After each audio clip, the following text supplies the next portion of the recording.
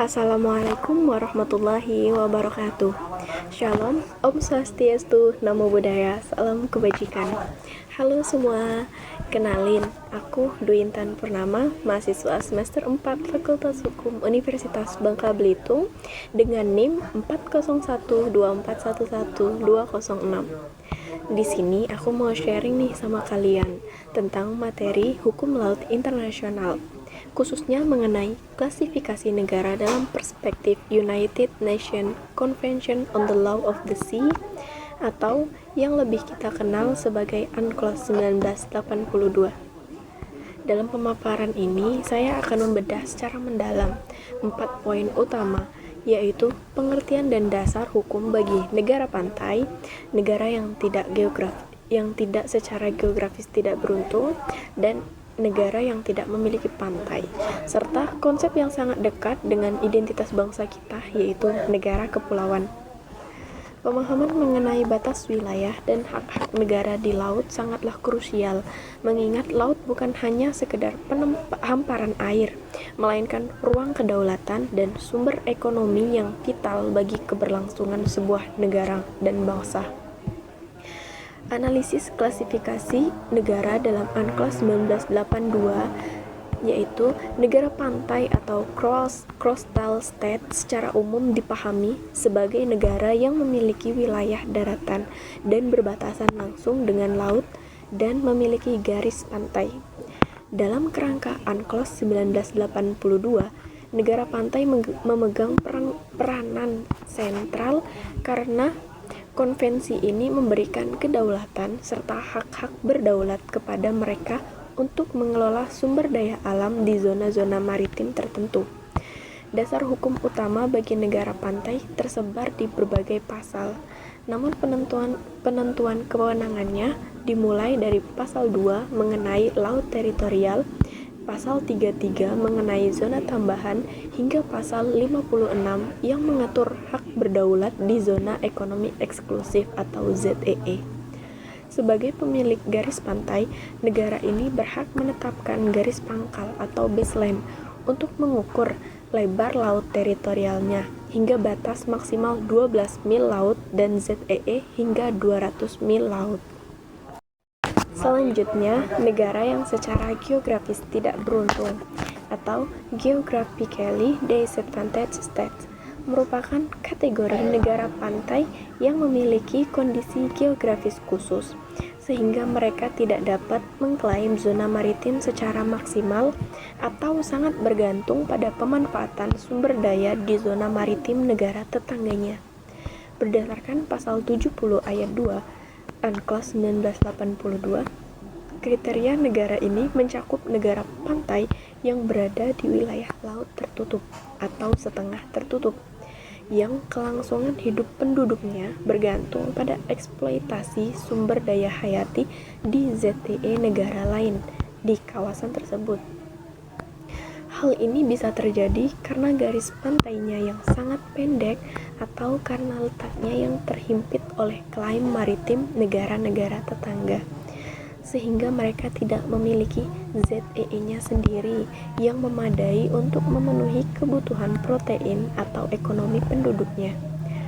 Negara yang tidak memiliki pantai atau landlocked state adalah negara-negara yang secara geografis tidak memiliki wilayah laut atau dikelilingi oleh daratan negara lain di seluruh penjuru perbatasannya. Pengaturan bagi negara jenis ini sangat krusial agar mereka tetap memiliki akses ke laut dan kekayaan alam global. Dasar hukum utama bagi mereka diatur dalam bagian 10 atau part 10 UNCLOS 1982, khususnya di pasal 124 hingga pasal 132. Pasal-pasal tersebut menjamin hak akses bagi negara tidak berpantai menuju dan dari laut untuk tujuan melaksanakan hak-hak yang diatur dalam konvensi, termasuk kebebasan pelayaran.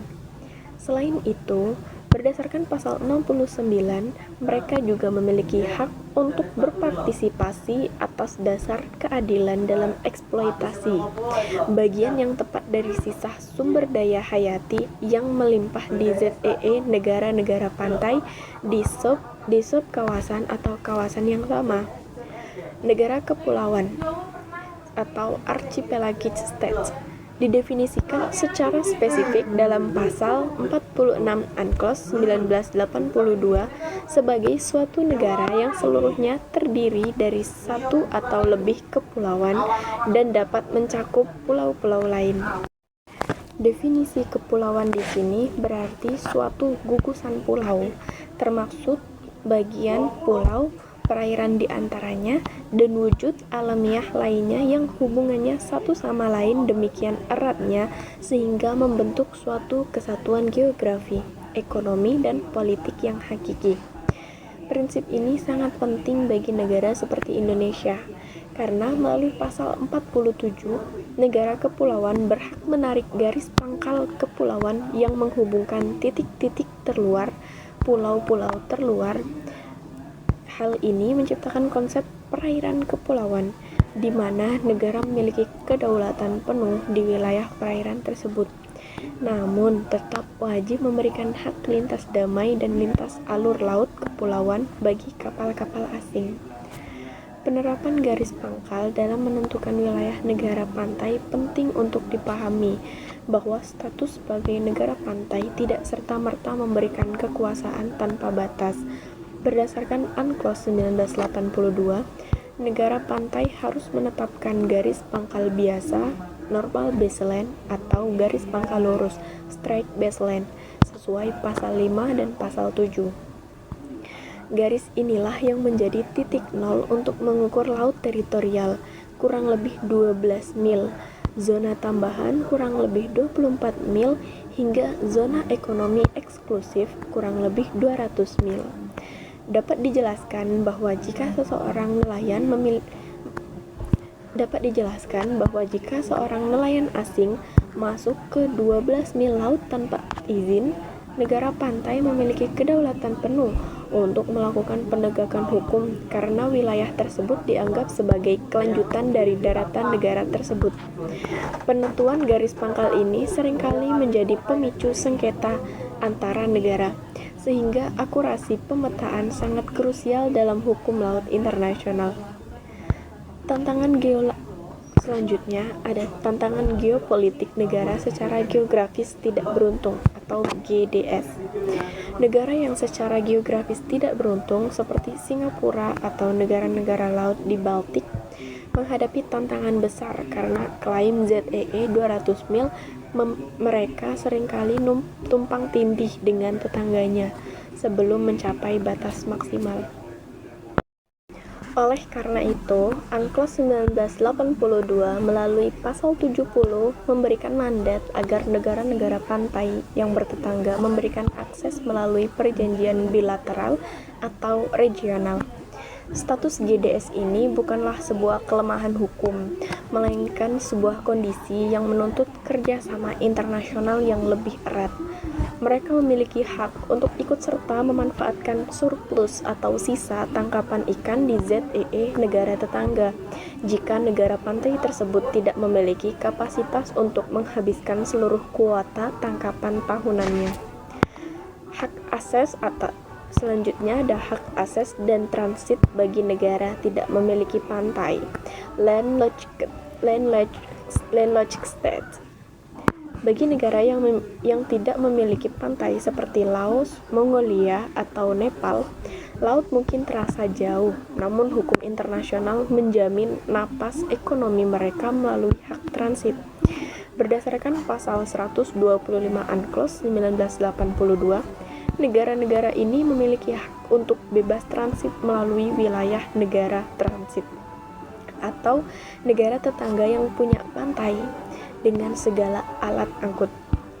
Alat angkut ini tidak boleh dikenakan pajak bea cukai atau pungutan ekspor impor tambahan oleh negara transit, kecuali biaya layanan jasa yang diberikan.